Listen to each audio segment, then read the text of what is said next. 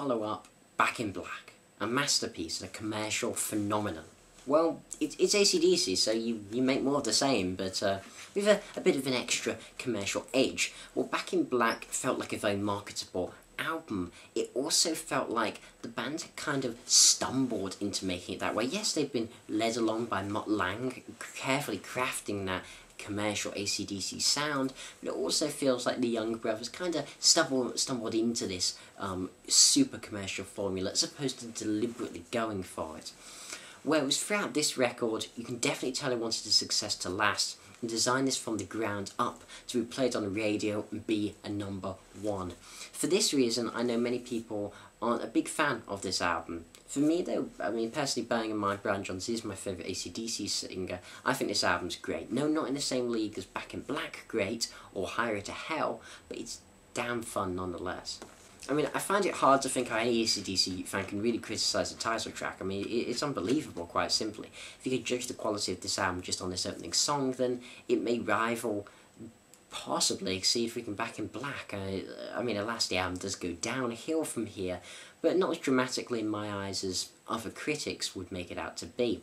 With the slowly building intro, it might not be quite as effective as Hell's Bells, but as Brian's wails turn into words, and as the song even builds to its giant choral peak with a road of riffs to lead the way before, towards the end, AC/DC take Loud to whole new levels.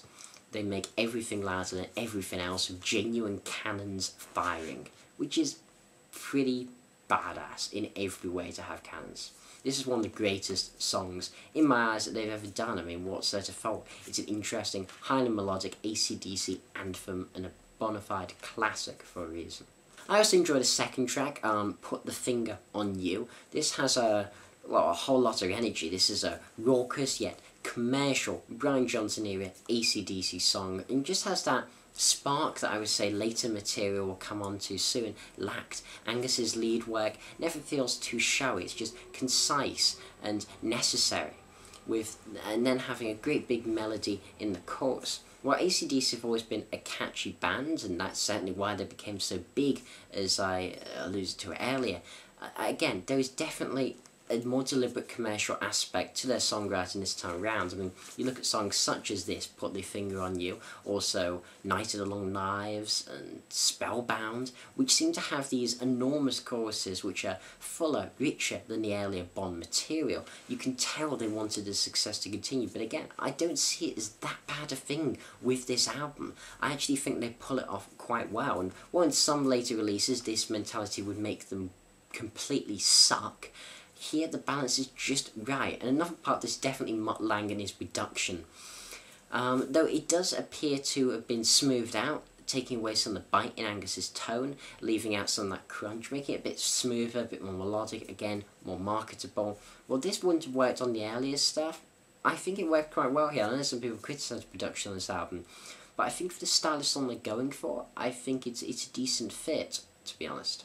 Another highlight is C.O.D, Care of the Devil, and while this song really is a rather formulaic affair that sounds just like how you would imagine an AC/DC song to sound if you're just going to imagine a new AC/DC song in your head, it still kind of sounds like a Back in Black sort of B-side of a track like left off the album or something, and it's near impossible not to sing along with the C.O.D, Care of the Devil. I don't know, I think I sung that into TNT way, didn't I? Just hearing three letters like TNT. Yeah, TNT is the better of the three-letter AC/DC songs, no doubt about that.